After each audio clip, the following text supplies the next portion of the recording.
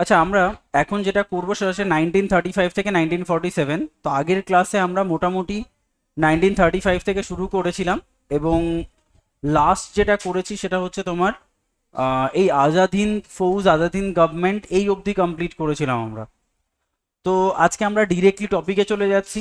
দেখো, রাজাজি ফর্মুলা বা CR formula. তো দেখো, মেইনলি এখন আমরা কোন জায়গায় দাঁড়িয়ে রয়েছি?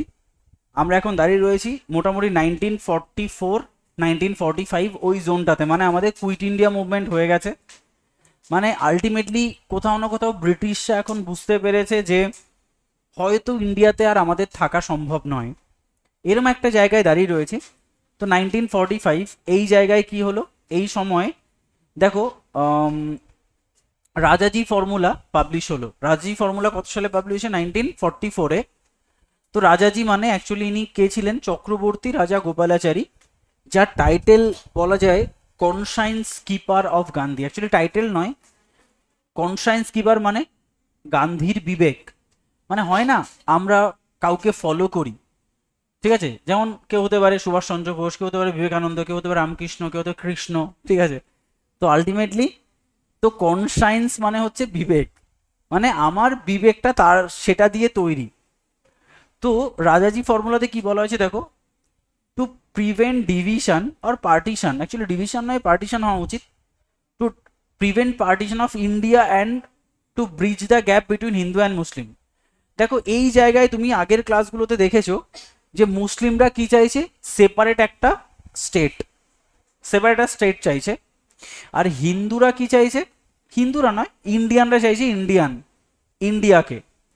তার মানে এখানে হিন্দু মুসলিম একটা সেন্টিমেন্ট তৈরি হয়েছে যে হিন্দুরা চাইছে ইন্ডিয়া আর মুসলিমরা চাইছে পাকিস্তান। যে হিন্দু এবং মুসলিম এদের মধ্যে কোথাও না কোথাও ব্রিজ, ভালোবাসার ব্রিজ তৈরি করতে চেয়েছে, যে না আমাদের মনে হয় না আলাদা হওয়াটা ঠিক হবে। বুঝতে পারছো জিনিসটা? মানে রাজাজি ফর্মুলার উদ্দেশ্য হচ্ছে যে কোথাও না কোথাও ইন্ডিয়া পাকিস্তান যেন ডিভিয়েশন না হয়। সেই জন্য উনি একটা ফর্মুলা দিয়েছেন, যে ফর্মুলার মেইন উদ্দেশ্য হচ্ছে টু প্রিভেন্ট পার্টিশন, যাতে করে পার্টিশন না হয়, এবং bridge the gap between Hindu এবং মুসলিম। তো দেখো, চক্রবর্তী রাজা গোপালাচারী এই ফর্মুলা দিয়েছিলেন বলে একে বলা হয় সিআর ফর্মুলা, চক্রবর্তী রাজা গোপালাচারী ফর্মুলা বা চক্রবর্তী রাজা ফর্মুলা বা সিআর ফর্মুলা। তাহলে মেইন এম কি? মেইন এম হচ্ছে bridge the gap between Hindu এবং মুসলিম। এবং দেখো, কিন্তু আলটিমেটলি বলো তো, এই এই যে ফর্মুলাটা কি অ্যাকসেপ্টেড হয়েছিল? না। কেন? দেখো, মুসলিম লীগ এটাকে কমপ্লিটলি রিজেক্ট করেছে। কারণ জিন্না বলছেন যে আমরা এখন কমপ্লিট পাকিস্তান রেজলিউশন চাই, আর আপনারা কোথাও না কোথাও আবার হিন্দু মুসলিম এক করার কথা বলছেন। সেই জন্য একে কি বলা হয়? একে জিন্না বলেছিলেন মত ইটেন ফর্মুলা।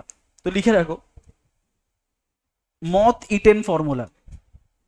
জিন্না জিন্না ক্রিটিসাইজ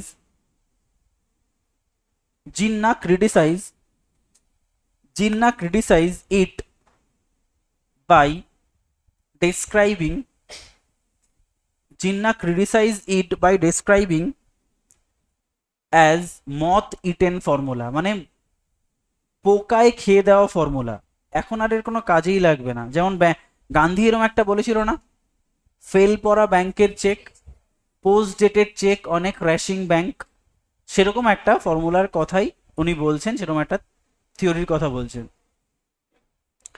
এবং এখানে তোমার কোনো কোনো জায়গায় কোশ্চেন দেয় হিন্দু মুসলিমের মধ্যে গ্যাপ তৈরি করা, কোথাও কোথাও কোশ্চেন দেয় কংগ্রেস এবং মুসলিম লীগের মধ্যে গ্যাপ তৈরি করা। তো আরেকটু লিখে রাখো যে মেইন অবজেক্টিভ, এই যেখানে লেখা রয়েছে aim to bridge the gap between Hindu Muslim, এবং লিখে রাখো to solve or to solve the deadlock, to solve the political deadlock, to solve the political deadlock between Congress and Muslim League, Congress and Muslim League. তাহলে to solve the political deadlock between Congress and Muslim League, ঠিক আছে? Next হচ্ছে তোমার Wavell plan or breakdown plan. দেখো, 1945-এ Wavell একটা পরিকল্পনা দিল, বা একটা থিওরির কথা বললো, একটা প্ল্যানিংয়ের কথা বললো, যাকে আমরা ব্রেকডাউন প্ল্যান বলি। কেন? দেখো, 14 জুন মানে 14ই জুন কি করা হয়েছে দেখো, viceroy Lord Wavell presented the plan on Congress and Muslim League, মানে কংগ্রেস এবং মুসলিম লীগের সামনে 14ই জুন এটাকে রিপ্রেজেন্ট করেন। দেখো এখানে কি কি রেকমেন্ডেশন ছিল, এখানে রেকমেন্ডেশন ছিল যে setting up a new executive council, মানে এবার ওরা কিন্তু ডমিনেন্ট স্ট্যাটাসের কথা ডিরেক্টলি বলছে না, বাট ইনডাইরেক্টলি ডমিনেন্ট স্ট্যাটাসের কথা বলছে। কিভাবে দেখো, বলছে একটা নিউ এক্সিকিউটিভ কাউন্সিল তৈরি হবে, মানে একটা কম মতো তৈরি হবে, with only the Indian members other than the viceroy and commander in chief. সেই ডমিনেন্ট স্ট্যাটাস অন্য ভাষায়, যে একটা কম তৈরি হবে যার সমস্ত মেম্বার ইন্ডিয়ান, দুজন বাদে। কে কে? একজন হচ্ছে ভাইসরয় স্বয়ং, প্লাস কমান্ডার ইন চিফ, মানে প্রেসিডেন্ট আর প্রাইম মিনিস্টার আমরা, বাকি সব আপনারা। তাহলে আলটিমেটলি ডমিনেন্ট স্ট্যাটাসের অন্য রূপ বা অ্যাডভান্স রূপ। এবং আরও কি বলা হলো, কাস্ট হিন্দু এবং মুসলিম উইল হ্যাভ ইকুয়াল রিপ্রেজেন্টেশন। এক তো আপার হিন্দু রয়েছে, আর কাস্ট হিন্দু আর মুসলিম দুজন ইকুয়াল রিপ্রেজেন্টেশন পাবে। যদি 100 হয় তাহলে 60-20-20 এরমভাবে ডিভিয়েশন হবে, ঠিক। The executive would work within the existing constitution. আমাদের ইন্ডিয়া এই মুহূর্তে কি কনস্টিটিউশন দ্বারা রান হচ্ছে? ব্রিটেনের। তাহলে এই এক্সিকিউটিভ কাউন্সিলটা পুরো ব্রিটেনের কনস্টিটিউশন ফলো করে চলবে, এবং নিউ কনস্টিটিউশন মানে ইন্ডিয়ার নিউ কনস্টিটিউশন যতদিন না লেখা হচ্ছে ততদিন অবধি এরা এই কাজে বহাল থাকবে। এটা হচ্ছে মেইন উদ্দেশ্য, ঠিক আছে। আর একটা পয়েন্ট কি বলে লিখে রাখো, দেখো এই ডি বলে একটা পয়েন্ট লিখে রাখো, সি এর পরে ডি লেখো, অল পোর্টফোলিও, লেখো all the portfolio, all the portfolio,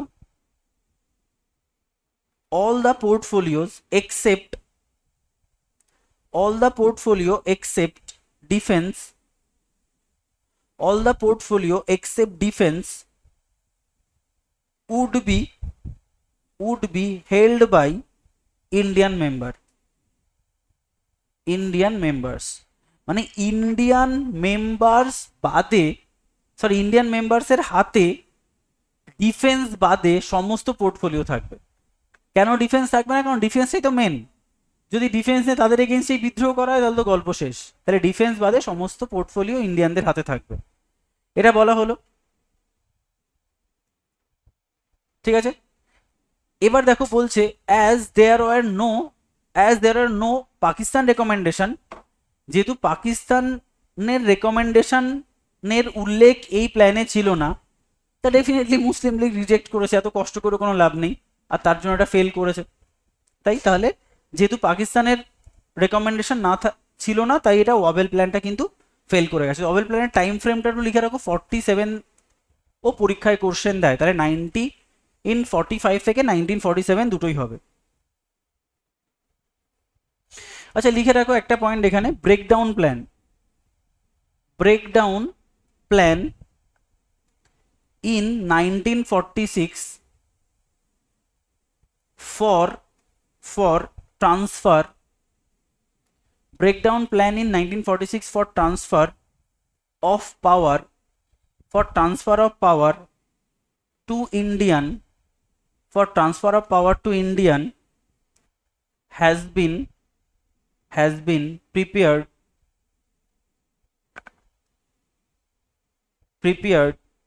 by Lord Wavell. মানে এটা হচ্ছে অ্যাকচুয়ালি ট্রান্সফার অফ পাওয়ার, সেই জন্য এটাকে বলা হচ্ছে ব্রেকডাউন প্ল্যান, কারণ আমরা ব্রেক করতে চাইছি ইন্ডিয়াকে ব্রিটেন থেকে। তাই breakdown plan in 1946 is for the transfer of power to Indian has been prepared by Lord Wavell. তাহলে 1946-এ ওভেল এই পরিকল্পনাটা প্রিপেয়ার করেন। আচ্ছা এই এক্সিকিউটিভ কাউন্সিল সম্পর্কে একটা পয়েন্ট এখানে লিখে রাখো তো, লেখো this executive council was to be a temporary measure. This executive council was to be a temporary measure until a new permanent constitution came into force. Constitution came into force. The new executive council was to be a temporary measure until a new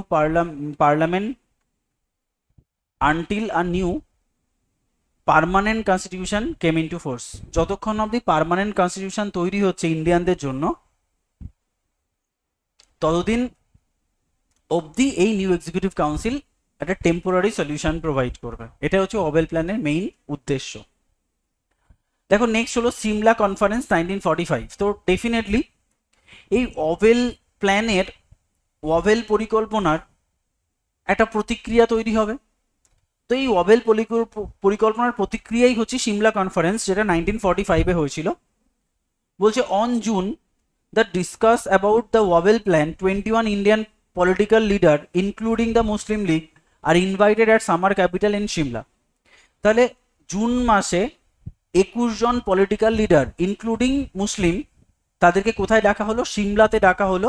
Shimla was the summer capital of India, মানে India যখন প্রচণ্ড গরম হতো বলে আমরা সিমলাকে summer capital বানিয়েছিলাম।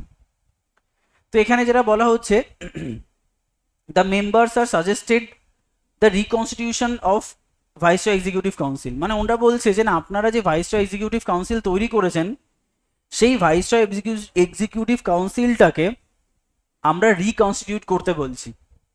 In which all the portfolio including that of war member, মানে defence, মানে এখানে বলছে না ডিফেন্সটা তোমরা পাবে না, তো বলছে সমস্ত পোর্টফোলিও আমাদের কাছে থাকবে ইনক্লুডিং দ্য ডিফেন্স। সেটা এখানে বলা হয়েছে held by the Indian leaders. তাহলে ইন্ডিয়ান লিডারদের কাছে কি থাকবে? ডিফেন্সের দায়িত্বও থাকবে। সেই জন্য সিমলাতে গিয়ে যে আলোচনাটা হয় সেখানে ইন্ডিয়ানরা এটা রিপ্রেজেন্ট করে। আর একটা পয়েন্ট লিখে রাখো, লেখো Congress president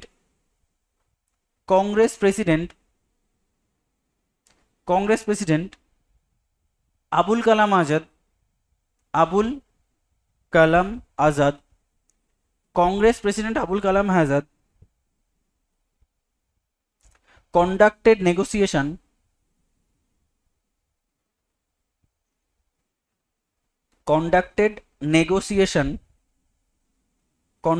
negotiation with Wavell at Shimla। তাহলে কংগ্রেসের তরফ থেকে কে প্রতিনিধিত্ব করেছিলেন? আবুল কালাম আজাদ এই সিমলা কনফারেন্সে। ঠিক আছে, আচ্ছা নেক্সট দেখো, নেক্সট তো আমরা আগের দিন পড়েছি আইএনএ ট্রায়ালের পুরো ঘটনাটা। এরপরে দেখো যেটা হয় সেটা হচ্ছে রিন মিউটিনি, বা যাকে বলা হয় রিভোল্ট অফ ইন্ডিয়ান মিউটিনি, বা এর আরো নাম আছে বম্বে মিউটিনি। একে কি বলা হয়? বম্বে মিউটিনি, বা আমরা বলতে পারি রয়্যাল ইন্ডিয়ান নেভি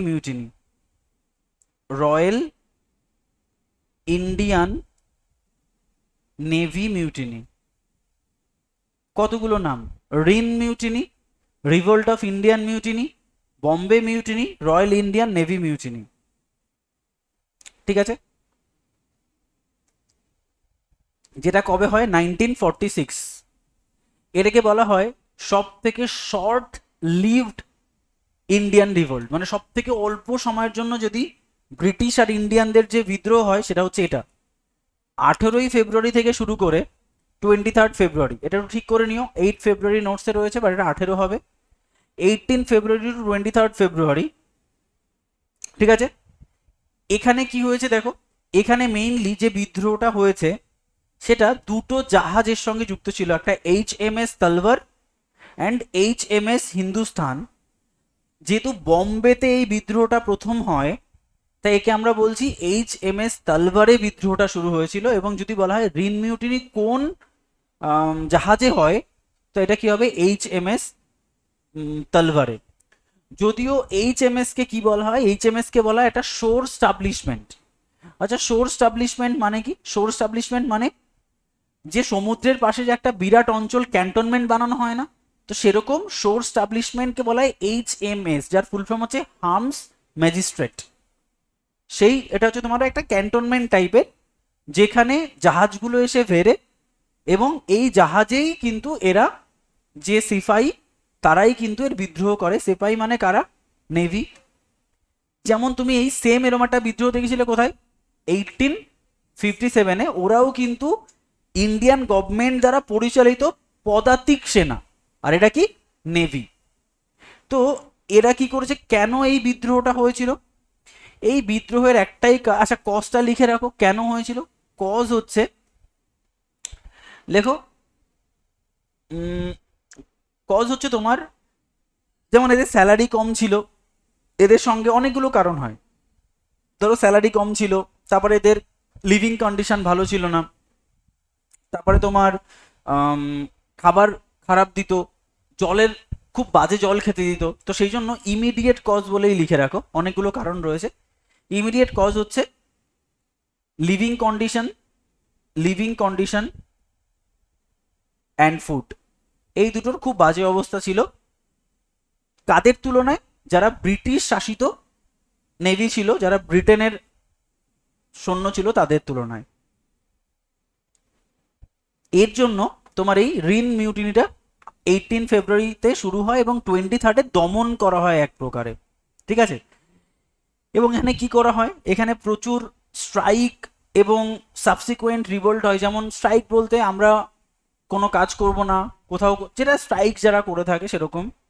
এবং ধীরে ধীরে ধীরে ধীরে এক একটা শোর স্টাবলিশমেন্ট থেকে আরেকটা শোর স্টাবলিশমেন্টে, মানে ক্যান্টনমেন্ট একটা জাহাজ থেকে আরেকটা জাহাজে শিফট হচ্ছিল। সেকেন্ড যে জাহাজে বিদ্রোহটা হয় সেটা হচ্ছে HMS হিন্দুস্তান।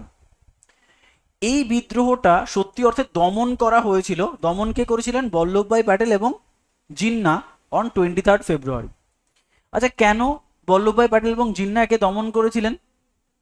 কারণ ব্রিটিশরা অলমোস্ট 90% রেডি হয়ে গেছে যে আমাদের স্বাধীনতা দেবে। এই মুহূর্তে তাদের চটিয়ে কোনো লাভ নেই। তো একটু ওদের বোঝানো হয়েছিল যে তোমরা প্লিজ এটাকে আর একটা দুটো বছর কন্ট্রোল করে নাও, আমরা স্বাধীনতা পেয়ে যাব।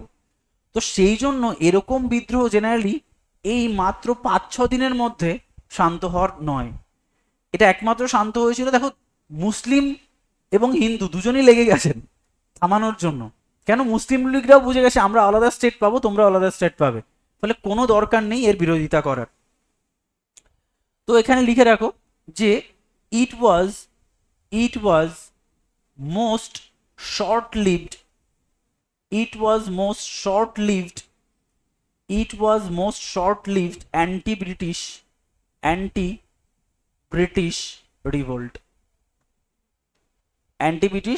revolt. It was most short-lived anti-British revolt. ঠিক আছে। আচ্ছা, এখানে বলবে যে এই যে রিন মিউটিনি, এটা তাহলে কারা এই বিদ্রোহের বিরোধিতা করেছিল? কংগ্রেস এবং মুসলিম লীগ। কারা এই বিদ্রোহের সহযোগিতা করেছিল? Communist party. তো লিখে রাখো দুটোই, Congress and Muslim League. Congress and Muslim League, Congress and Muslim League condemned the mutiny, but communist party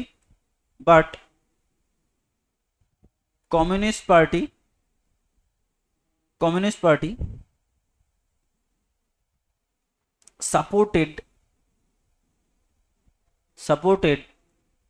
the Rin mutiny. তাহলে এটাও পরীক্ষায় কোশ্চেন দেয় যে কে এই বিদ্রোহের পক্ষে ছিল, কারাই বিদ্রোহের বিপক্ষে ছিল। তাহলে কংগ্রেস মুসলিম লীগ বিপক্ষে ছিল আর কমিউনিস্ট পার্টি পক্ষে ছিল। আচ্ছা, নেক্সট দেখো, এহেন পরিস্থিতিতে কে এলেন? ক্যাবিনেট মিশনকে পাঠানো হলো 1946-এ। দেখো, ক্যাবিনেট মিশন হচ্ছে 3 মেম্বার মিশন, যেখানে মেইনলি সদস্য ছিল 3 জন, আর একজনকে ছিলেন ভাইসরয়। তাহলে দেখো, মেম্বার বলতে ওয়াভেল ছিলেন ভাইসরয়, কিন্তু ইনি অ্যাকচুয়াল মেম্বার নয়। মেম্বার 3 জন, কে কে? Pethick Lawrence, secretary of the state, সেই সময়কার secretary of state. Stafford Cripps, যিনি আগে এসেছিলেন ক্রিপস মিশন হিসাবে, head of the board of trade. আর আলেকজান্ডার হচ্ছে head of the British navy, নেভির হেড। কেন আলেকজান্ডারকে লাগলো? কারণ একটু আগেই নেভিরা এই বিদ্রোহ করেছে বলে তাকে ডেকে নেওয়া হলো যে আপনিও আসুন, এবং ক্যাবিনেট মিশনকে ভারতে পাঠানো হলো।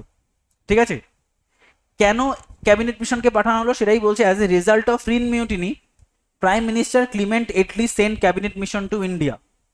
তাহলে ইন্ডিয়াতে পাঠানো হলো এই এফেক্টটা হচ্ছে রিন মিউটিনি। এমটা লিখে রাখো। এম, এর এম কি ছিল? এর এম হচ্ছে was to discuss, aim was to discuss, aim was to discuss the transfer, aim was to discuss the transfer of power, transfer of power from British to Indian, British to Indian leader। তার মানে ultimately এর উদ্দেশ্য হচ্ছে transferring of power. Definitely clear. দেখো 24 March it came to Delhi and report was adopted by Congress and Muslim League, মানে এই রিপোর্টটাকে accept করে নিয়েছে কংগ্রেস অ্যান্ড মুসলিম লীগ। দেখো এর রেকমেন্ডেশন ছিল মেইনলি তিনটে: formation of constituent assembly, formation of interim government, আর নাম্বার 3 লেখো to establish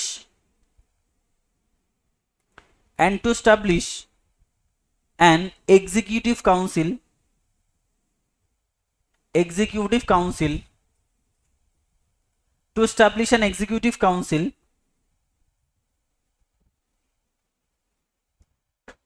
with the support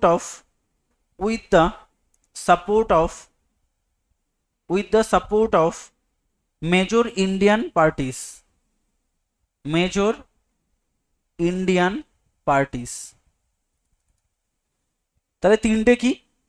mainly আমরা দুটোই জানি, পরে এগুলো অ্যাড করা হয়েছে বিভিন্ন এমসিকিউ এবং বই ঘেটে। যে কনস্টিটিউয়েন্ট অ্যাসেম্বলির ফার্স্ট রেকমেন্ডেশন ছিল, সেকেন্ড রেকমেন্ডেশন হচ্ছে ইন্টারিম গভর্নমেন্ট তৈরি করা, আর কি একটা এক্সিকিউটিভ কাউন্সিল তৈরি করা ইন্ডিয়ান পার্টিস বা পলিটিক্যাল লিডারদের নিয়ে। এটাই মেইন উদ্দেশ্য। তো দেখো এই কনস্টিটিউয়েন্ট অ্যাসেম্বলির কাজ কি আমরা সবাই জানি, formation of new constitution of India. আর ইন্টারিম গভর্নমেন্টের কাজ কি? যতক্ষণ না অবধি নতুন সরকার নির্বাচিত হয়ে আসছে ততক্ষণ অবধি ইন্টারিম গভর্নমেন্ট সরকার চালাবে বা দেশ চালাবে, ঠিক? তাহলে এই যে ইন্টারিম গভর্নমেন্ট, ঠিক আছে, এই ইন্টারিম গভর্নমেন্টের তোমার পুরো কনসেপ্ট আমার এখানে বলা রয়েছে, আর এখানে রয়েছে ডিরেক্ট অ্যাকশন ডে, ঠিক আছে। আচ্ছা তার আগে একটা জিনিস দেখে নাও এখানটায়, সেটা হলো যে এই ক্যাবিনেট মিশন টোটাল ইন্ডিয়ার যতগুলো প্রভিন্স রয়েছে তাকে তিনটে গ্রুপে ভেঙেছিল, ঠিক আছে। তাহলে লিখে রাখো, the province would be divided into three groups। তাহলে প্রভিন্সকে তিনটে গ্রুপে ভাঙা হয়েছিল। Number 1 group A, number B group B, আর নাম্বার সি গ্রুপ সি। আচ্ছা গ্রুপ এ তে কারা ছিল? গ্রুপ এ তে ছিল মাদ্রাজ। কোন কোন প্রভিন্স ছিল? মাদ্রাজ ছিল, central Province, Madras, central province, UP, Bihar, Bombay and Odisha. তাহলে এতগুলো প্রভিন্স নিয়ে আমার কিন্তু গ্রুপ এ প্রভিন্স ছিল বা গ্রুপ এ ছিল Madras, central province, UP, Bihar, Bombay and Odisha. Group বিতে কারা ছিল? গ্রুপ বিতে ছিল পাঞ্জাব, সিন্ধ,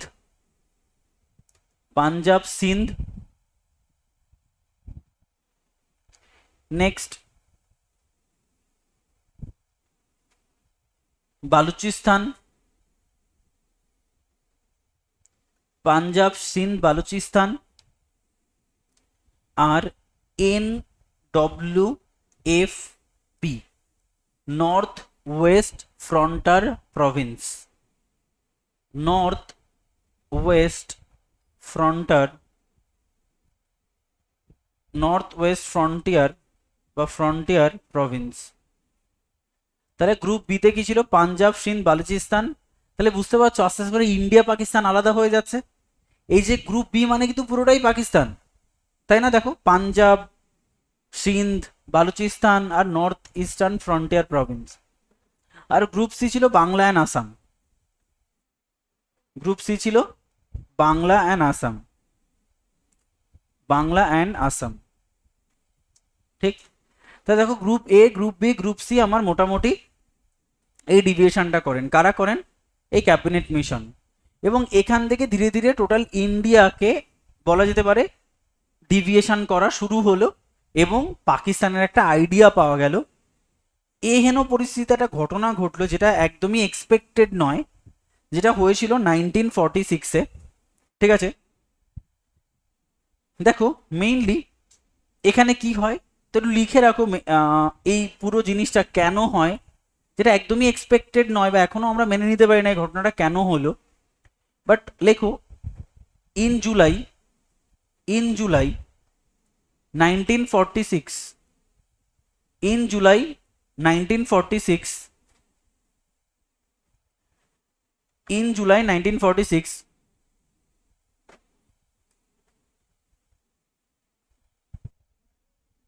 লেখো, in July 1946 it withdrawal, it বা ইট বা মুসলিম লীগ করো তাহলে সুবিধা হবে।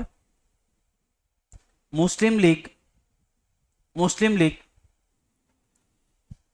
withdrew, Muslim League withdrew its agreement, withdrew its agreement to cabinet plan, cabinet plan, cabinet plan।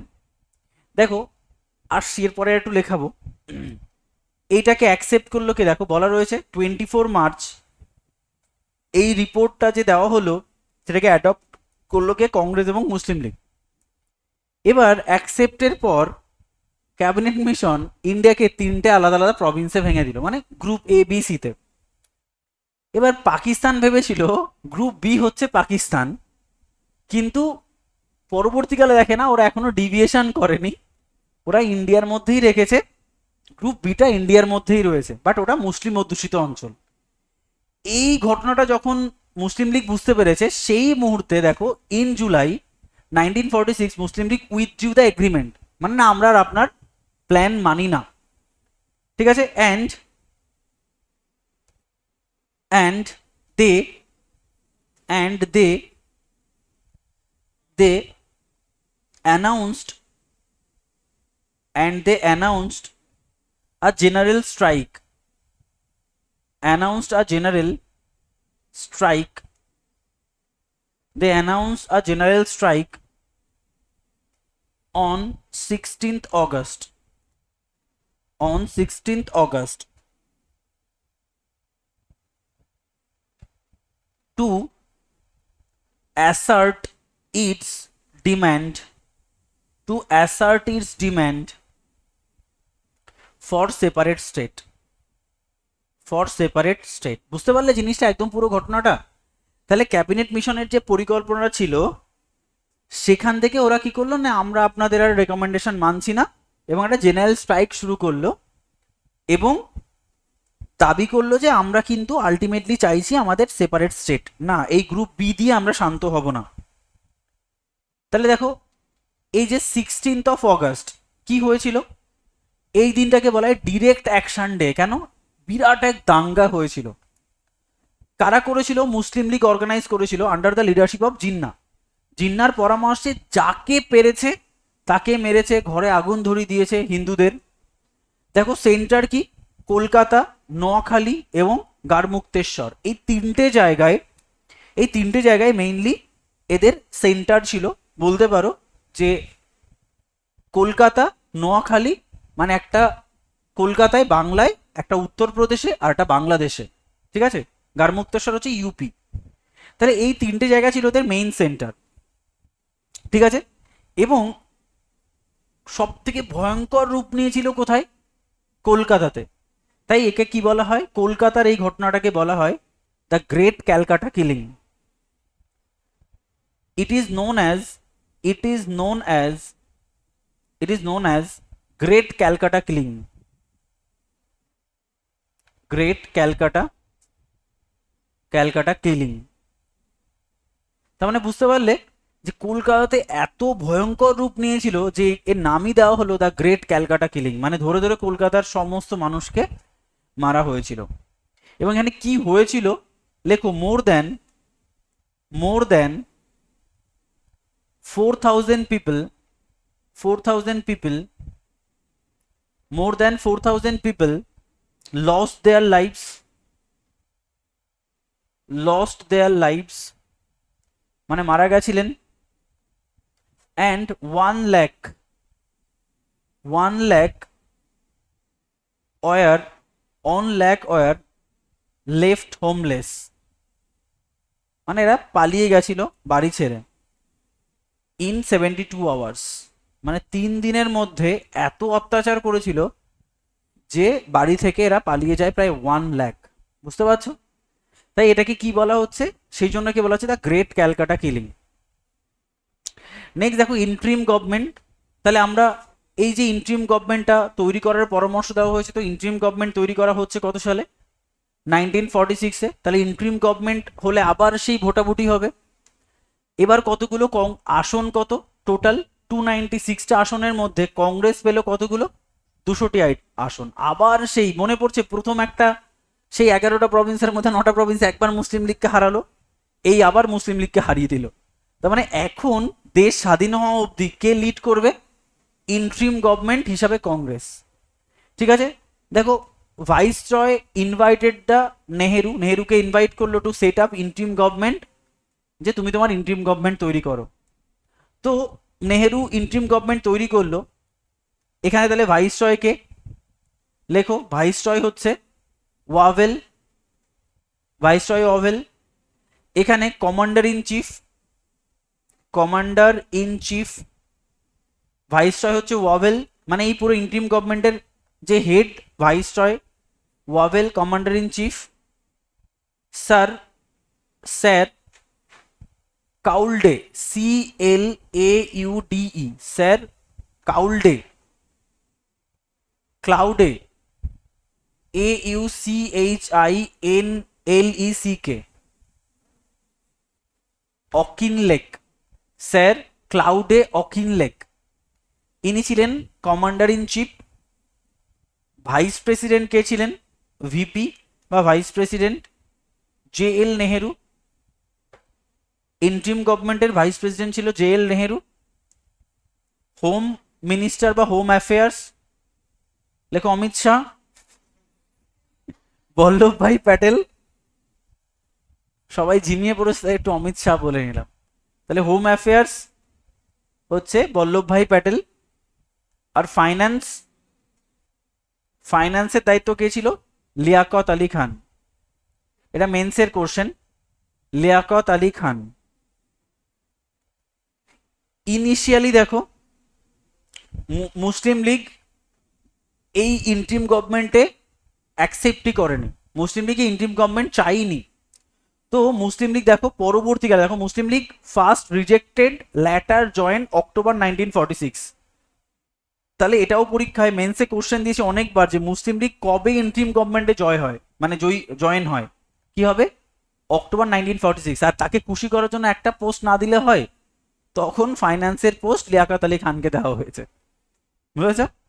এই ইন্ট্রিম গভর্নমেন্ট মুসলিম লীগ জয়েন করার পরে আবার নতুন করে রিকনস্ট্রাক্ট করা হয়েছিল। তা আমরা ফাইনালটাই হিসাবে পড়লাম। ঠিক আছে।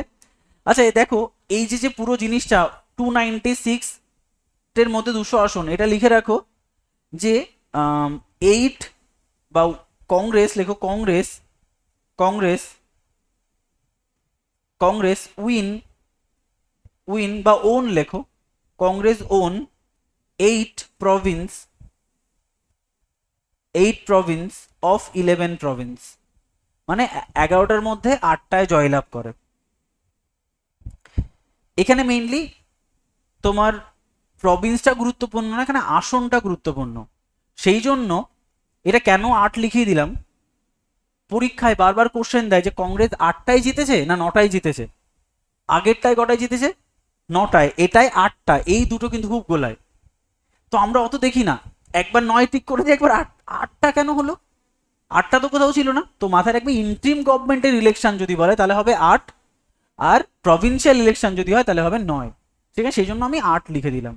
কিন্তু এখানে আসনটাই বেশি গুরুত্বপূর্ণ, কারণ তখন প্রভিন্স ছিল, এখন আসন হয়েছে, কারণ পুরো জিনিসটা তো গভর্নমেন্ট বা ইন্ট্রিম গভর্নমেন্ট তৈরি হয়েছে। দেখো তাহলে এটা আলটিমেটলি 2 সেপ্টেম্বর 1946-এ হয়েছিল, 1 মাস পরে মুসলিম লীগ জয়েন করে। আলটিমেটলি হেড কে ছিলেন জওহরলাল নেহেরু, এবং at the time chief minister of Bangla কে ছিল, সোহরাওয়ার্দী। ঠিক আছে, হোসেন শহীদ সোহরাওয়ার্দী। ঠিক আছে, তো এটা খুব গুরুত্বপূর্ণ point.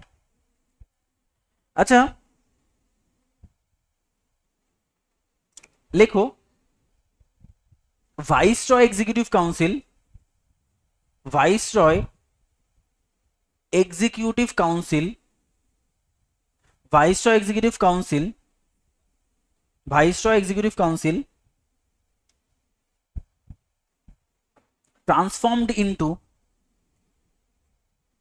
transformed into Viceroy Executive Council transformed into a council of ministers, council of minister মানে কম, council of minister, council of minister with the power of PM, with the power of PM, with the power of PM bestowed on BSTWED, bestowed মানে অর্পণ করা, bestowed on the vice president, bestowed on the vice president of the council, of the council, a position comma দিয়ে a position headed by, a position headed by JL Nehru, a position headed by JL Nehru। তার মানে ওই যে viceroy council কোথায় তৈরি হয়েছিল বলো, Wavell প্ল্যানে। সেই ভাইসরয় কাউন্সিলকে আমরা বানিয়ে দিলাম একটা কম, কম কিসের কম, এই ইন্ট্রিম গভর্নমেন্টের কম, যেখানে মেইনলি কে পাওয়ার সব থেকে, যেমন আমাদের কমের হেড কে, প্রাইম মিনিস্টার। তো এখানে কমের হেড প্রাইম মিনিস্টার, কিন্তু এখানে তো লজিক্যালি প্রাইম মিনিস্টার কেউ নেই, এখানে লজিক্যালি প্রাইম মিনিস্টার কে, ভাইস প্রেসিডেন্ট। তো এখানে এই প্রাইম মিনিস্টারের দায়িত্ব কাকে দেওয়া হলো, ভাইস প্রেসিডেন্ট মানে জওহরলাল নেহেরুকে। তাহলে আমাদের কিন্তু ইন্ট্রিম গভর্নমেন্ট তৈরি হলো এবং একটা কম তৈরি হলো দেশকে শাসন করার জন্য। লাস্ট পয়েন্ট লিখে রাখো, on 9 December, on 9 December, on 9 December a meeting, 9 December a meeting was held, a meeting was held under the leadership, under the leadership, under the leadership of Rajendra Prasad, Rajendra Prasad. তাহলে রাজেন্দ্র প্রসাদের লিডারশিপে একটা মিটিং হলো for making of constitution of India, constitution of India. তাহলে এটা হচ্ছে interim গভর্নমেন্টের পরে আমরা সবাই জানি যে আমাদের যে ফার্স্ট মিটিং হয় 9 December, then 11 December, and finally আস্তে আস্তে করে 3টে সেশনের মাধ্যমে, 3টে সিটিংয়ের মাধ্যমে আমরা কিন্তু ভারতের কনস্টিটিউশনকে তৈরি করি। আচ্ছা, এহেন পরিস্থিতিতে একটা মুভমেন্ট হয়েছিল, সেটা হচ্ছে Tebhaga movement 1946। Mainly Tebhaga movement কারা করেন, কমিউনিস্ট পার্টি। এদের খেয়ে কোনো কাজ নেই, মানে সত্যি বলতে দেশ একদম স্বাধীনতার মুখে। দেখো সেম এই যে রিন মিউটিনি পোষায়নি, ওখানে কারা কারা সাপোর্টার ছিল, কমিউনিস্ট পার্টি। ওদের ভালোই লাগছে না জিনিসটা যে দেশ স্বাধীন হোক, মানে লিটারালি ওরা ডেফিনেটলি দেশের স্বাধীনতা চেয়েছে, কিন্তু সবসময় কংগ্রেসের উল্টো উল্টো। দেখো same it was a movement communist party of India. তাহলে কমিউনিস্ট পার্টি অফ ইন্ডিয়ার বেসিক্যালি পিজেন্ট উইংয়ে কিন্তু এই তেভাগা মুভমেন্টটা করে। ঠিক আছে, যদিও এর পেছনে ভালো একটা লজিক আছে, কিন্তু দেশ স্বাধীন হয়ে যাওয়ার পরে আর ব্রিটিশদের তো কোনো পাওয়ার নেই, নিজেরা বুঝে নিলেই হয়। এর পেছনে একটা বিরাট উদ্দেশ্য, নাহলে কেন হবে? এই সময় তো ওরাও বুঝতে পারছে। তো প্লেস হচ্ছে দিনাজপুর। কোন মাসে হয়? নভেম্বর মাসে। লিডার কে ছিলেন? Charu Majumdar. Cause the movement was for the heavy taxation on peasant. পিজেন্টদের উপরে হেভি ট্যাক্সেশনের একটা বোঝা চাপানো হয়, তার বেসিসে কিন্তু এই মুভমেন্টটা হয়েছিল। এটা হচ্ছে লাস্ট অ্যান্টি ব্রিটিশ মুভমেন্ট, মানে এর পরে আর কোনো ব্রিটিশ মুভমেন্ট হয়নি। This is the last anti British movement. লিখে রাখো এখানে, Tebhaga movement, Tebhaga movement was launched, Tebhaga movement was launched by communist leader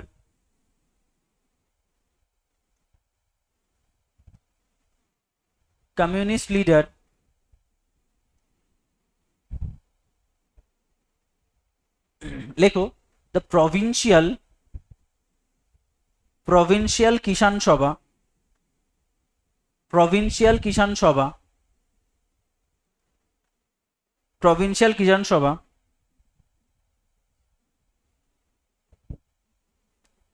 to force implementation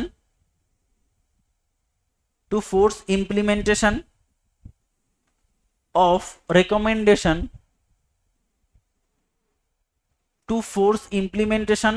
recommendation of ফ্লাউডে FLOUD commission.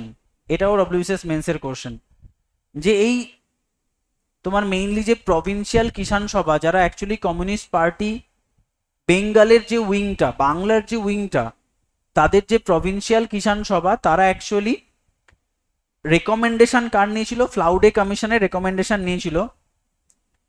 ঠিক আছে, through mass struggle, through THROUGH mass struggle. তাহলে কি বলা হলো? Tebhaga movement was launched by communist leader provincial Kisan Sabha to force implementation of the recommendation of Floud commission through mass struggle.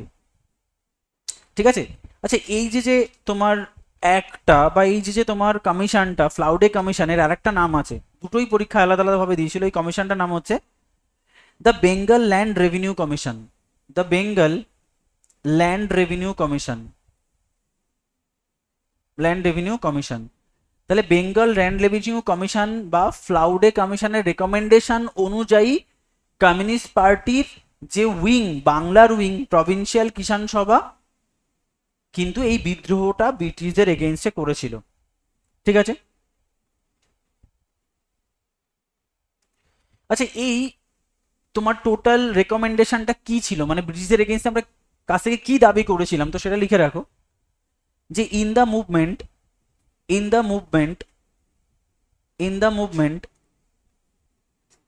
the peasant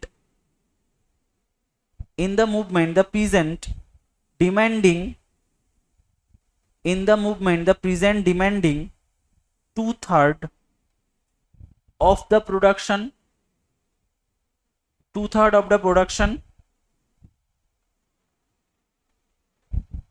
and 1/3 for the landlords। Landlords এর জন্য 1/3 থাকবে, আর 2/3 হবে পিজেন্টদের জন্য। লেখো এর ফলস্বরূপ, তাহলে অ্যাজ এ রেজাল্ট বা অ্যাজ আ রেসপন্স,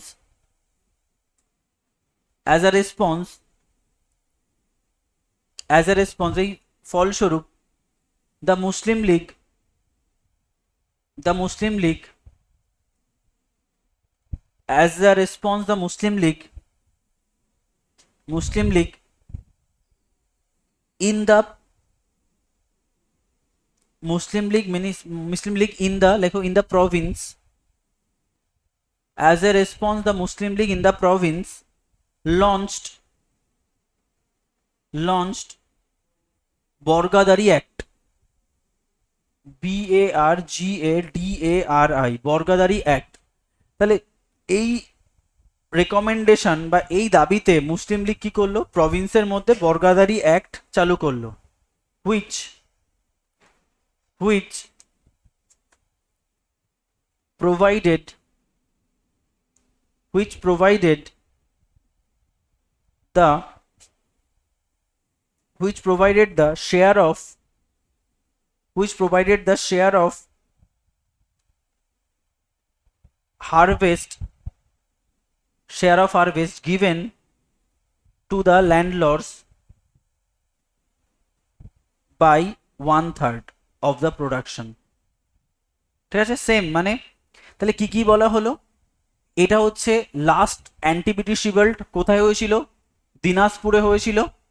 কারা করেছিল, কমিউনিস্ট পার্টির প্রেজেন্ট উইং। কোথাকার প্রেজেন্ট উইং, বাংলার প্রেজেন্ট উইং। কাদের রেকমেন্ডেশনটাকে এরা তুলে ধরেছে সামনে, ফ্লাউডে কমিশন বা যার একটা নাম হচ্ছে বেঙ্গল ল্যান্ড রেভিনিউ কমিশন।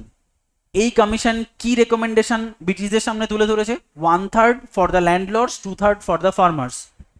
এই অ্যাজিটেশনে কে এগিয়ে এসছে, মুসলিম লীগ।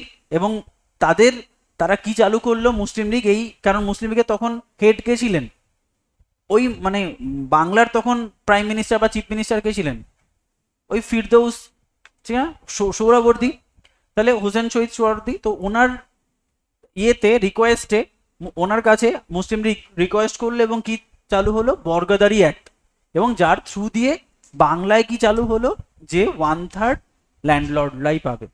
এটাই আলটিমেটলি তেভাগা মুভমেন্টের মেইন উদ্দেশ্য। আচ্ছা, নেক্সট হচ্ছে অ্যানাউন্সমেন্ট অফ এটলি। এটলি এই মুহূর্তে অ্যানাউন্স করলো 20 ফেব্রুয়ারি, ঠিক আছে। এটলি অ্যানাউন্স করলো যে ইন্ডিয়া থেকে 30 জুন 1948-এর মধ্যে ব্রিটিশরা চলে যাবে। একটা টাইম বেঁধেছিল 30 জুন 1948-এর মধ্যে আমরা পালাবো, ঠিক আছে, এইটুকুই। এরপরে মাউন্ট ব্যাটেন এলো।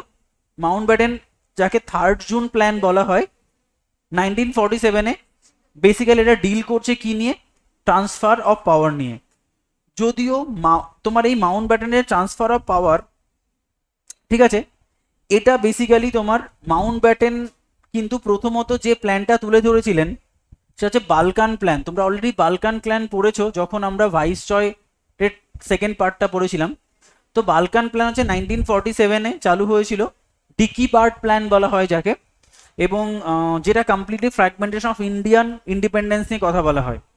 যেখানে কি বলা হয়েছিল, মাউন্ট ব্যাটেন এই ডিকি বার্ডের থ্রু দিয়ে একটা রেকমেন্ডেশন কংগ্রেসের সামনে তুলে ধরে মুসলিম লীগের। বলা হয় যে ইন্ডিয়াতে যত প্রকার প্রভিন্স রয়েছে সবগুলোকে একটা দেশ বানিয়ে দেওয়া হবে। তো সঙ্গে সঙ্গে জওহরলাল নেহরু তার বিরোধিতা করেন, কারণ this actually indicate the balkanisation of the state, খন্ডি ভবন। তো এটা উনি চাননি, সেই জন্য বালকান কমিশন যখন ক্যান্সেল হয়ে গেল তখন মাউন্ট ব্যাটেন কি চালু করলেন, 3 জুন প্ল্যান।